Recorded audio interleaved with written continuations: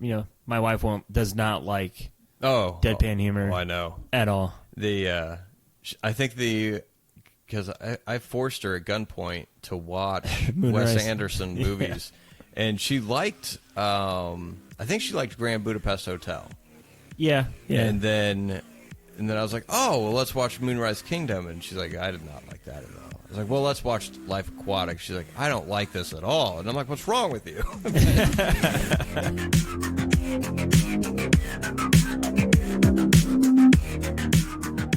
Welcome to A Cast with No Name. We are your hosts. I'm Jay. And I'm Matt. This is episode 68. This episode, we explore the sea life as we review and discuss Wes Anderson's The Life Aquatic with Steve Zissou. But first, don't forget to visit our website, acastwithnoname.com, where you can listen to our entire episode library. Plus, you can find us on Apple Podcasts and Spotify and YouTube.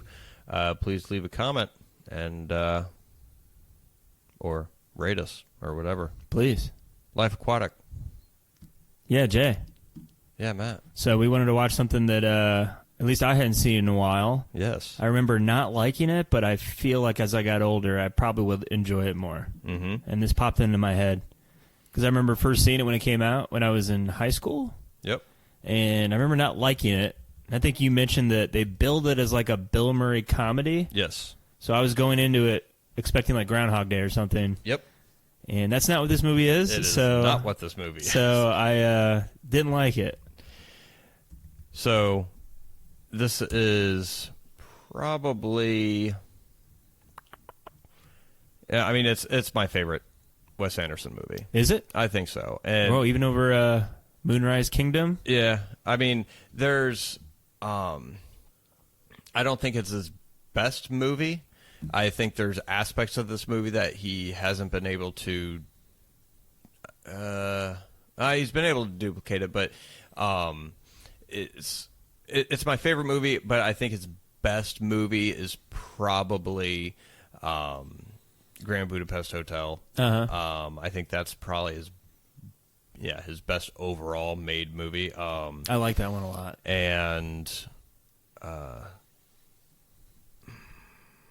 my other favorite, I mean, Moonrise Kingdom's up there too, but yeah. This I think is probably my favorite, simply because I've seen this one more than any of the other ones, so it's probably just turned into the nostalgia thing. Is this where he honed his own Wes Anderson uniqueness? I don't remember the Royal Tenenbaums being like this Wes Anderson-y. There was a lot of Wes Anderson elements in Royal Tenenbaums, but this is...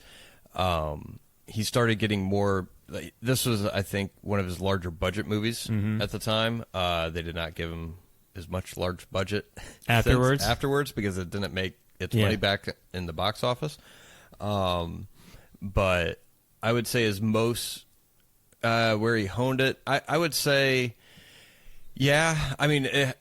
between this and Royal Tenenbaums, because he did a movie back, I think it was in '96, called Bottle Rocket, and that had Owen Wilson and Luke Wilson and James Caan, and that does not feel like a Wes Anderson movie. No. The acting is kind of more natural acting as opposed to the stiff kind of deadpan acting. Yeah. That's, I guess, probably his most normal movie. That's my least favorite movie that he did. But that was also his first movie. So I think he's always had this kind of Wes Anderson sense to him, and now he's like, at this point, he's able just to lean right into it. Good. People know, jump off the cliff, what to expect. Yeah. I don't remember Rushmore being like that, though. Maybe a little bit, but... Rushmore was a little bit. They had like some title card sequences and stuff like that. But the Royal Tenenbaums was pretty Wes Anderson-y. That's what a lot of people, like, the first thing they think of when they think of Wes Anderson. But it doesn't... Looking back on this movie, and rewatching it again, it's more... I don't want to say hectic or chaotic, but it's more. There's a lot more handheld shots to where now there's nothing is handheld. Everything is precise and perfect. And, Proportionate. Huh? He loves his proportions. Yes. And his symmetry. And you get a little bit in this, but there's quite a few shots that are handheld or that are on Steadicam. Mm-hmm. And he pretty much, I want to say, I have to rewatch the Darjeeling Limited, which came out after this. I have to watch that again because I've only seen it once to see if there was any Steadicam or anything like that. Because there was a couple of shots that were kind of shaky, but just because of the terrain they were on and everything else. But now, compared to like Grand Budapest Hotel or Asteroid City, Asteroid City especially, everything is like perfect, Right. like the way he wants it. And but it was interesting watching it now, just because it did feel a little bit more energetic, and maybe that was just because of some of the action pieces or whatever. But yeah.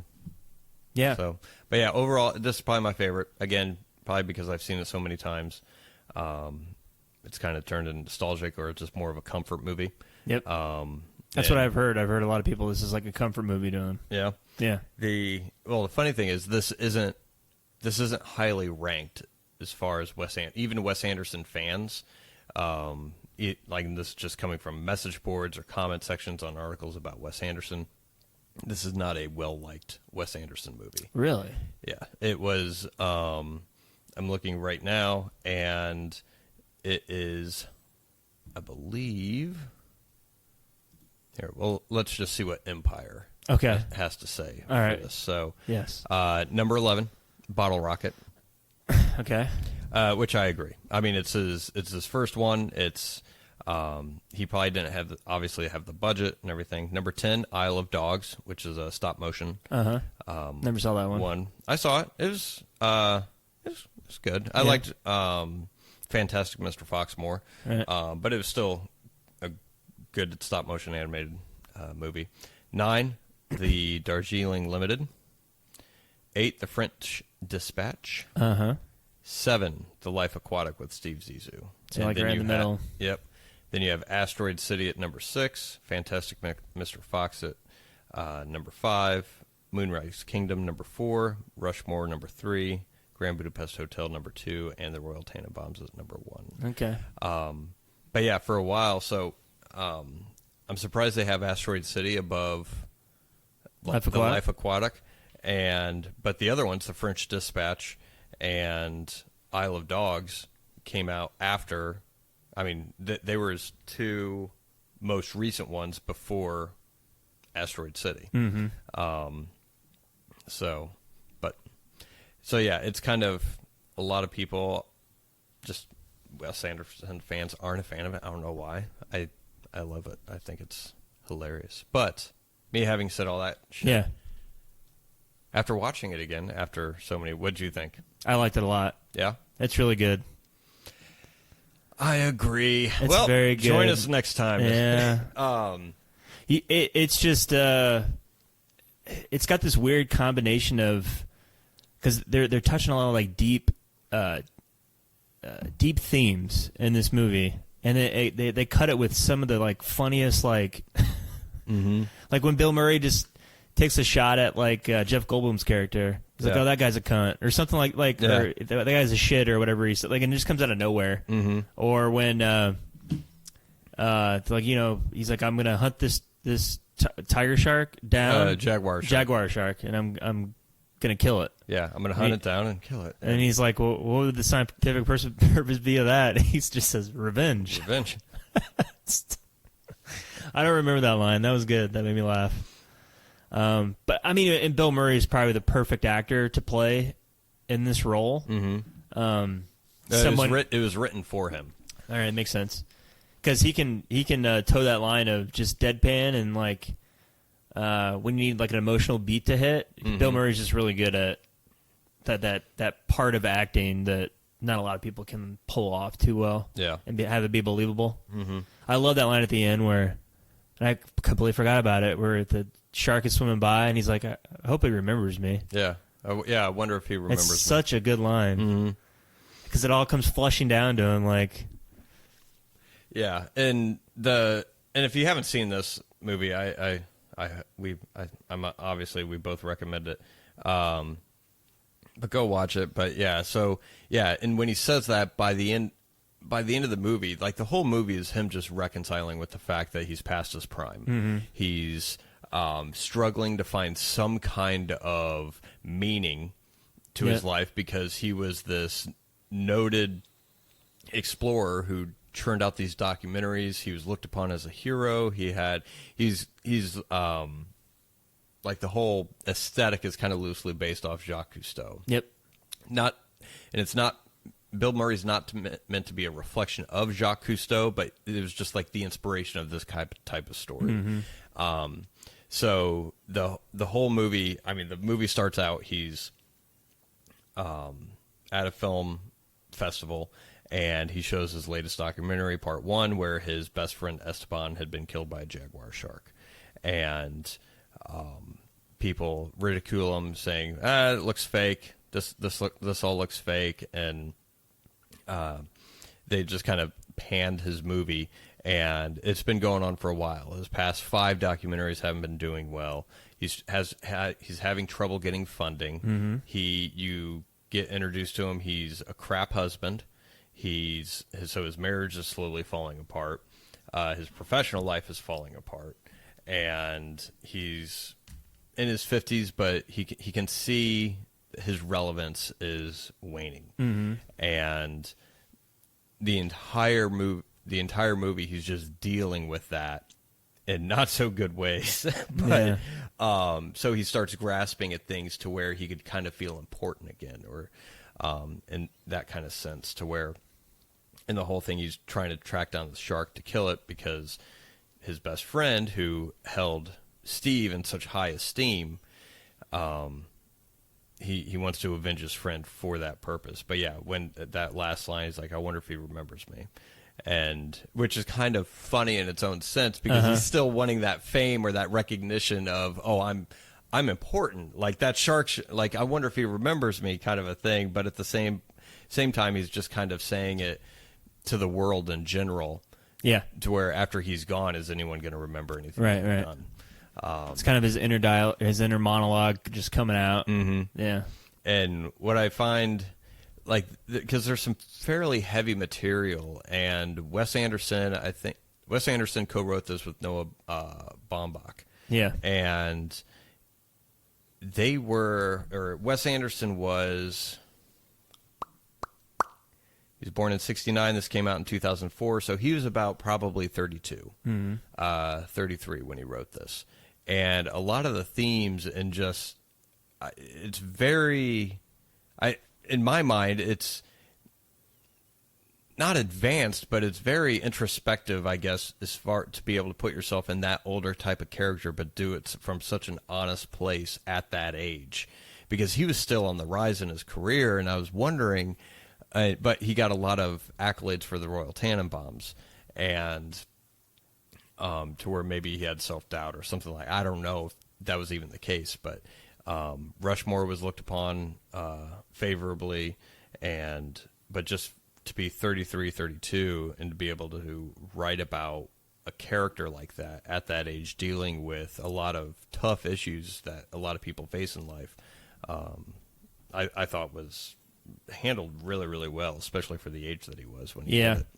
I've seen a couple of Noah Baumbach's movies, so I don't know if this is going down the right path, but the movies that I have seen with him directing and writing it, he does love to touch on like a man or a loner trying to find purpose in his life, and there's all these tragedies that happen around him, and they're just trying to cope with it, finding meaning and for their overall being. So, with that being said, I feel like a lot of it came from him. Okay, and then Wes just came in to do his Wes Anderson thing, put his touches on it on the script. So I don't know if maybe Noah wrote the meat of it, and then Wes came in and kind of touched it up a little bit to fit his style. I mean, he very well could have, because that would make sense, because there's a lot of I mean, I feel like other Wes Anderson films, and I think that's probably why I like this one the most, they don't hit as hard, is what I feel like this movie hits. I mean, Moonrise Kingdom does, but again, that's from the perspective of, like, that's going over first love, right, and trying to find a family. And it's kind of more of a reflection of what it was like to be a child. And then you have the Grand Budapest Hotel, which is another movie which I think has some emotional beats that were handled very, very well. But that was more or less more situational, because the whole movie was kind of like a biography of this fictional character. But yeah, no, that would make sense. I haven't seen a lot of Noah Baumbach's or any. Actually, I don't know if I've seen any of his stuff. I watched Marriage Story with Adam Driver and Scarlett Johansson. Yeah. Tough? It's tough. It's a tough watch. Like subject matter, or is it more It's just, if you want to feel, I don't know, miserable fun for 2 hours, I don't know. It's not a pleasant experience. Got ya. Yeah, I think the Fantastic Mr. Fox, he wrote that as Noah Baumbach wrote that as well. Yeah. But I have not seen The Squid and the Whale, or Madagascar 3, Europe's Most Wanted. I saw the one with Ben Stiller called Green Meyerowitz Stories. No. There's that one, but then there's the Greenbaugh or Greenberg. I think it's called Greenberg. Oh, yeah, yep, Greenberg. That's the one I saw. So, yeah, I think the next Noah Baumbach movie I'll probably see will probably end up being Barbie. Probably. At least written by. So, yes.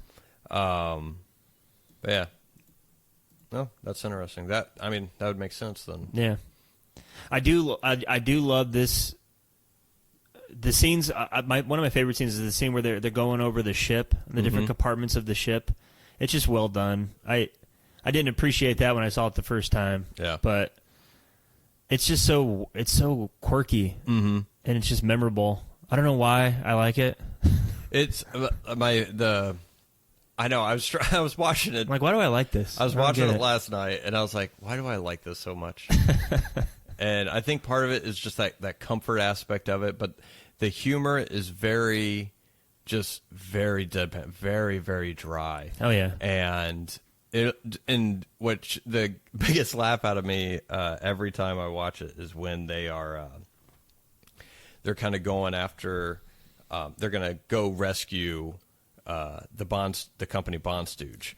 And, they're kind of going over the plan, and there's two instances to where Angelica Houston comes back, and she's kind of analyzing the voicemail that the Bond company Stooge left, and she's like, well, based on the sound of wildlife in the background and the distortion in the connection and the time from kidnapping, I have deduced that it's come across these 3 islands, the Ping Islands, and at a hotel that used to be blah, blah, blah, blah, blah. And she's like, there's a hotel that's now vacant, but it was there. And Bill Murray walks up to the map. He's like, yeah, I remember this place. And he like points to the wrong island, then turns to address his crew. And then he's like, yep, this is the island we need to hit. And then she just kind of points to the real island, like not saying anything, but just like, it's this one for everyone else. That, and then when he asks Kate Blanchett's character, because her character is writing an article about Steve Zissou, and he's like, are you going to get a good enough description of this command center that I kind of set up down here? And she just kind of gives a shrug. Yeah. Like, and there's a couple of moments where like people shrug, and he asked the sound editor one time, like, he's like, oh, that sounds really good. What do you think? And he's like, he just shrugs. Like the shrugs get me just because it's like, I don't fucking care, man. I guess, but they don't want to like hurt his feelings. Yeah, I know. Like, maybe not. He wants some sort of recognition. Yeah. Anything. Mm-hmm. Yeah. Yeah. The ship portion, that whole set is great, and the fact that it's a working set that they used. Yep. The construction, and that I think that's why I'll watch anything Wes Anderson does just from the production value and the amount of detail he puts in his movies, and the meticulousness of camera movements. Yep. And this I noticed more than his other ones, more recent ones. His recent ones, like, you always have a straight-on shot with the camera. If the camera moves, it'll move 90 degrees every single time, or 180 degrees. It's always straight right angles on everything. And if two characters are talking, they're usually like sitting facing each other, side profile, and it's kind of set up like a play. This was a little bit looser to where you had some depth between characters, so that maybe they were sitting at a 45-degree angle from each other, and it was blocked a little bit more conventionally than what he typically did. And I feel like that kind of gives it a little bit more energy than his other movies, but and I think works especially for the emotional beats. But he still has those dead-on, every once in a while, panning 90 degrees. Yep. Yeah, and the sets are very minimalist, where, like, there's no clutter, like, anywhere. But if there is clutter, there's everything's placed meticulously, and then just the art direction of it, to where everything is that retro, like the talk boxes, the phones, everything. Like, this came out in 2004, but you swear you were watching it in like 60 or something. 60s. But yeah, the art style, it's good. I love this movie. It is very good. Yep. The music, this is one of the few soundtracks I have on my phone. Do you really? Yeah. I saw it at, I think it was like a Half Price Books or something, and I was like, sweet. Is it just a score? Yeah, it's the score. It also has... Does it have the David Bowie Portuguese covers? It has Seu Jorge, who does the Portuguese David Bowie songs. It also has David Bowie's Life on Mars song on there. Okay. And then it has what was this? Mark Mothersbaugh. Yes. It has his scores on there. And the only one that's not on there, I noticed, is when they go and see the jaguar shark. That musical arrangement's not on the soundtrack for some reason. I don't know why. But I do like that they have that guy, like, just singing randomly. Mm-hmm. It's like to remind you that you're like watching a folk tale or something. Yeah. I always think of, like, I don't know why it's popped in my head, but it was like there's something about Mary where they break it up with. Like, oh, by the way, remember, this is like a fairy tale / folk tale that you're witnessing right now. Yep. It's not necessarily real life, so I thought it was a good touch. I don't know if that was intentional, or if he just put him in there to be quirky. Yeah. But I don't know. Brought him in. They found out, you're really good. You sing David Bowie in Portuguese? That's like right up my alley. It's the only way I listen to him. If you sang it in English, then no thank you. It's got to be Portuguese. I liked Noah Taylor. He always pops up in like everything. Yeah, he's one of he's those like character Ben actors. Mendelsohn's brother. It's like, you know, how there's like what do you always say? You always say something. It's like the white guy I'm thinking of. Crap. Ethan Hawke? No. You always give this guy shit. You're like, oh, it's. I can't remember. Doesn't matter. But anyway, when I see Noah Taylor, I immediately want to think Ben Mendelsohn, but I know it's not Ben Mendelsohn. So I'm like, oh yeah. It's the other. It's Noah Taylor. It's like Ben Mendelsohn 1.5. Oh, got ya. Yeah. There's an actor that I'm thinking of where you think you call him like that actor Light or something. Oh, I can't remember. Oh, Jesus. It's like the white guy that you see that plays the typical douchebag, but he's like the low rent. This guy, like Sam Worthington, or like yes. Is it Sam Worthington? Yes, or Taylor it's Sam Kitsch? Worthington. Yeah. Arnold Light. Pretty much. Any other good actor Light? Yes. I love that line from Cate Blanchett where I need to find a baby for this father. Because I'm like, what? And I'm like, what does that mean? I know it's supposed to be funny, but what's the double meaning here? I don't know if it's a double meaning other than the fact that she's probably coming to grips with the fact that she might get killed. Yeah. And I mean, that's what I always kind of read it as, is that during that situation, everyone's just kind of like going through like, oh crap, oh God. And she's like, I need to find a baby for this father. And then you have Bill Murray's like, yeah, I know what you mean. Or I think I know what you mean. And, but because after, I mean, that was a turning point for her character. Yeah. Because after that moment, then she broke it off with her editor. She was just going to go on her own. Mm-hmm. And I mean, yeah, she kind of had a fling with Ned, but she was still going to go back to her own place. So I think it was just the turning point for her character, realizing like, well, I'm going to be on my own, and I'm going to choose to be on my own. Right. What'd you think of Owen Wilson's Kentucky accent? I don't know what they were probably, because no one from Kentucky, by the way, sounds like that, but I don't know if they were just like, okay, you're from Kentucky. I don't want you to go to any accent coach at all. Just what do you think a person from Kentucky sounds like, Owen? And then he did it, and he was like, that's good enough.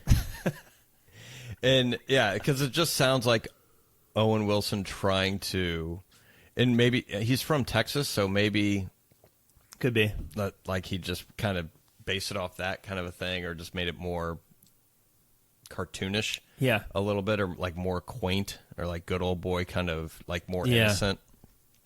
In a sense, it was fine. I mean, I don't know if that was intentional. Like Wes Anderson was like, I want him to have like this boy-like quality, this innocence. So I don't want you to be too like on the nose with it. I want it to feel like it's a kid trying to attempt like a vague Southern accent. I don't know. Yeah, maybe, because I mean, he never really struck me as. I mean, he had instances in his character that were sure of himself, but then he had other instances where he's just kind of like going with the flow, like just trying to connect with someone who may or may not be his father, and very breezy. But but a lot of characters in Wes Anderson movies are just breezy. They just, oh well, that happened, and yep, on to the next. Yep. So yeah, I'm not sure if they're. I don't know who told him to, or I mean, it could have just been from, hey, your character's from Kentucky, so have a Kentucky accent. Right. I can't imagine him being, I don't know, with as detailed as what Wes Anderson is, I could see him being particular as far as how he wants him to sound, but I don't know if he was at that point to where he was concerned with like an affectation as when people spoke. Because everyone else, like in the movie, like you had outbursts from Bill Murray, and then you had, like when he's chained to the sink and the pirates come, he's like, "You son of a bitch, I'm gonna," and then he's just like, "Please don't hurt him," kind of a thing. Like that felt like a Wes Anderson thing, which made reason for his outburst. But then again, like there were still some performances that were more natural as opposed to deadpan. Like just the very proper deadpan performance. So yeah, I don't know what I was thinking about that. Do you not like the accent? No, it didn't bother me. Oh no, I just thought it felt off, and I didn't know if it was like an artistic reason behind it. But either way, it didn't really bother me. I just noticed it, and half the time when he's talking, you don't even notice it anyway. But yeah, because Owen Wilson has such a distinct cadence when he speaks anyways, and I think that's probably just how it came out for him. Could maybe. But I love the scene where he's trying to impress the reporter, and he has the helmets with the antenna. He's like, apparently Jacques Cousteau patented like the walkie-talkie in the helmet, but I put some music in here. It's the dumbest. It's just so funny. Bill Murray doing his little, I don't know. It's good. It's like subtle stuff like that that made me laugh. I like how, I mean, I'm assuming it's intentional. Like they storm the hotel. It's all dilapidated. Yeah. Kind of like Steve. Yeah. And he's like, yeah, I came here on my honeymoon. And so like everything in his heyday is just turned to shit. Yeah. And the other touch I like is every time something somewhat serious happens, he's always asking, what's his name, Vikram. He's like, Vikram, did you get that on camera? Like, he's always worried about that more than anything. Like, Ned almost drowns and they're resuscitating him, and he's kind of like brushing his hair like a father would his son. Yeah, and he's yeah. like, hey, Vikram, what stop are you using on this? Oh, 4.5. He's like, all right, wide open. It's like, make sure you're getting this. This is hard. This is some good shit. Yeah, yeah. Within the moment when Ned actually dies, it's kind of I don't know, heartfelt kind of. Mm-hmm. I wasn't expecting that. Yeah. I don't remember that at all. Yeah, his death is sad. Which at that point, like his death, they don't have the camera rolling on that. Mm-hmm. They don't have the camera rolling. Or no, they do have the camera rolling, but he's not asking Vikram if he has the camera rolling when they see the jaguar shark. But when they're getting by the pirates, yeah, and they're all being taken down, he's like, "Oh, Jesus Christ!" And he sees them all kneeling, all blindfolded, and guns to their head. He's like, "Vikram, you getting this?" He's like, "I just kept rolling, and as soon as they blindfolded me, he's like, all right, we'll figure it out later." Yeah. Like, he's still worried about the movie because that's his last gasp of anything to remain who he was. What does he say? He's like, "Don't shoot them. They're interns," or something like that. Yeah, don't point the gun at them. They're unpaid interns. I don't know why that sounds funny.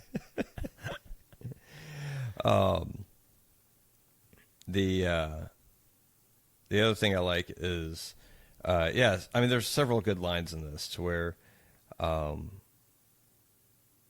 think he's speaking with Angelica, Bill Murray speaking with Angelica Houston's character, Eleanor Zissou, his wife, and she asks him, he's like, why are you having him around? Or no, sorry. Ugh, Jesus, got that wrong. Ned asked Steve why he never contacted him when he found out about him. And he had the line, he said, I never liked fathers. I didn't do it because I didn't like my father, and I never wanted to be one. Right. And then, but I have written down he likes the idea of being a father, but he doesn't want to be pigeonholed. Like But and I don't even know if it's so much he likes the idea of being a father so much as he now has someone that's giving him attention that he used to get. He likes the idea of being recognized as like a good father. Mm-hmm. But doesn't want to do the work to be a good father. Yeah.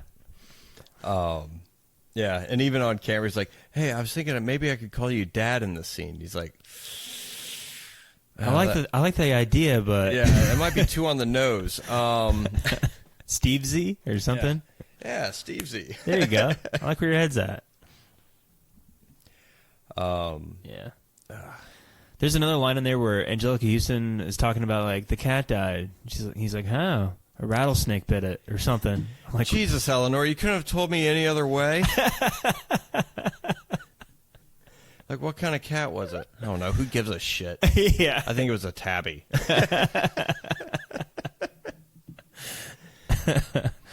Yeah. So the whole movie's like that. There's just lines like that in it. So needless to say, it grew on me. I liked it a lot. I recommend it. It's a good movie. Yeah, I do too. I understand why it's a comfort movie. Yeah, I mean, I totally get it. Yeah, the music, the way it's shot. It's shot by Robert Yeaman. How do we decide? Yeaman. He is phenomenal. He's done most of Wes Anderson's movies, but he's also done. There's some movie I saw. Like he's been in the industry since the early '80s, but let's see. He did Bridesmaids. Yeah, he did Bridesmaids. He did the Pentagon Wars, which is a funny movie. I mean, that's not very well known. Dogma. Huh. He did The Squid and the Whale for Noah Baumbach. He also did, Yes Man, Whip It, Get Him to the Greek, like The Heat. He does a lot of these comedies. Ooh, guess what he did?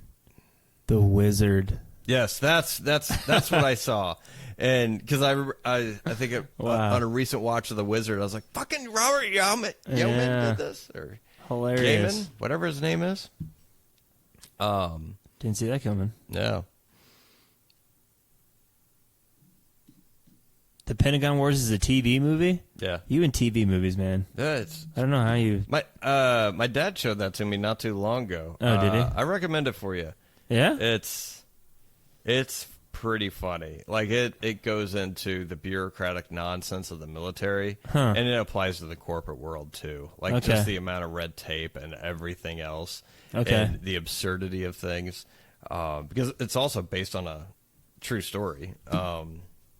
Pretty sure it is. It would have to be, right? Yeah. If it's a TV movie.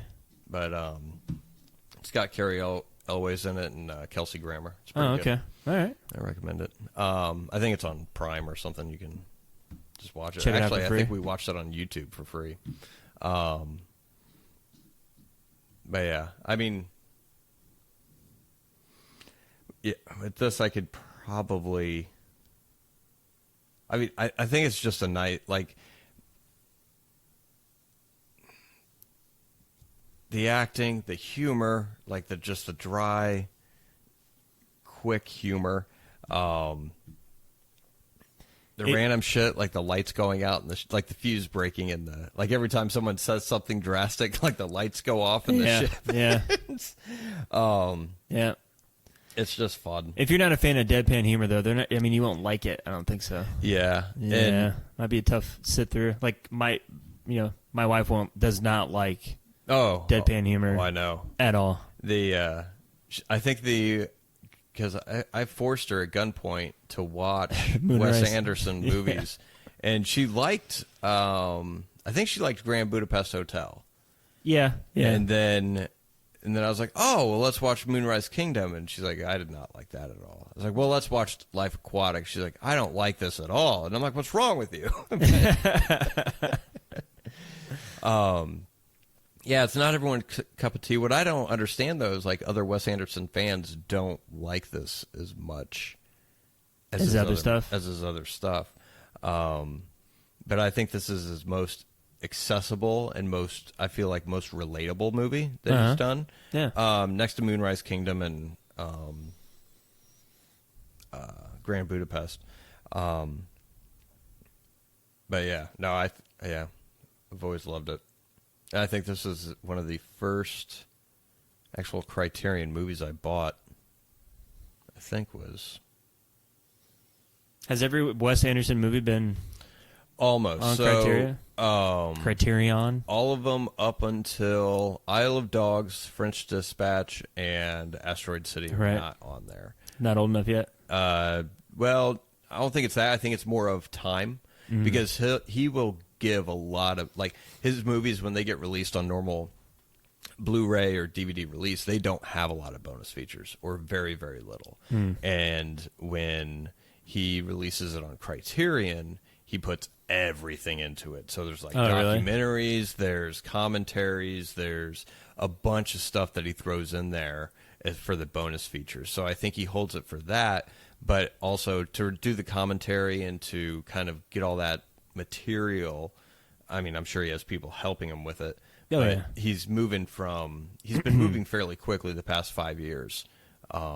So I think it's just more of finding his time to dedicate to that portion of it, because with Criterion, they make sure everything's approved by the director and producers and stuff like that. So with him, I'm sure he wants to watch the transfer and nerd out about that stuff. So that's probably why, because some movies end up on Criterion quicker than his other ones. Like Moonrise Kingdom was on Criterion fairly quickly, and then the Grand Budapest Hotel didn't hit. That came out in 2015. I don't think that came out on Criterion until I want to say like 2020, 2019 maybe, which I immediately I bet you threw away my original copy of Grand Budapest and went out and bought the Criterion.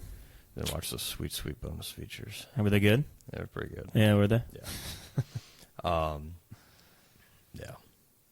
Yep. So I recommend it. I recommend It's it good. too. I changed my mind.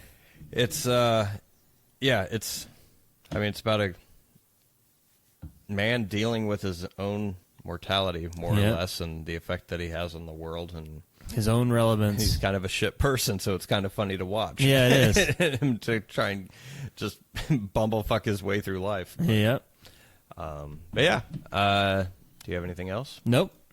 Neither do I. Join us next time as we review and discuss another hidden gem, Tom DeSillo's 1995 comedy drama, Living in Oblivion. So less people have probably seen this movie than I've never this seen movie. it. So You're recommending it. I am recommending it. This is one of the movies. This is one of my. We had to watch a crap ton of movies in college, obviously, and because I had a real life major, but Living in Oblivion was one of my favorites that we watched in my film studies class.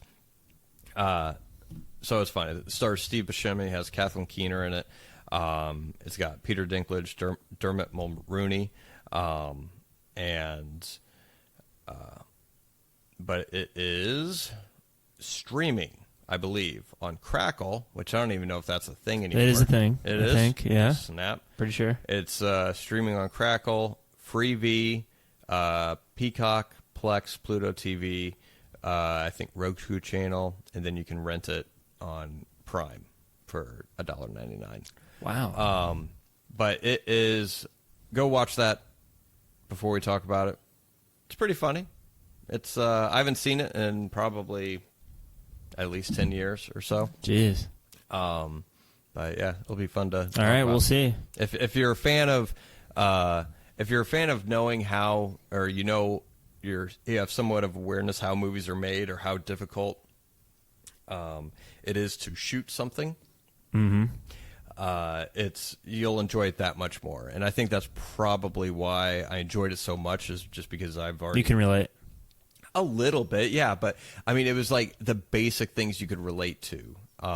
Not giving any spoilers away, like when you're shooting something and you have a very powerful microphone and someone's holding a boom mic, and then you pick up somebody, because when I was in college, I was in a fraternity and I shot a short film in my fraternity house, and I told everyone, I was like, all right, guys, please be quiet in the house. This will pick up anything.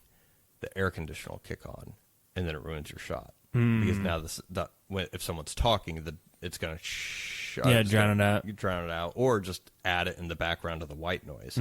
Or then you're having a dialogue scene, you want to get that clean audio, and then someone's walking around upstairs. And then you just lose your fucking mind. Because I told you to shut up!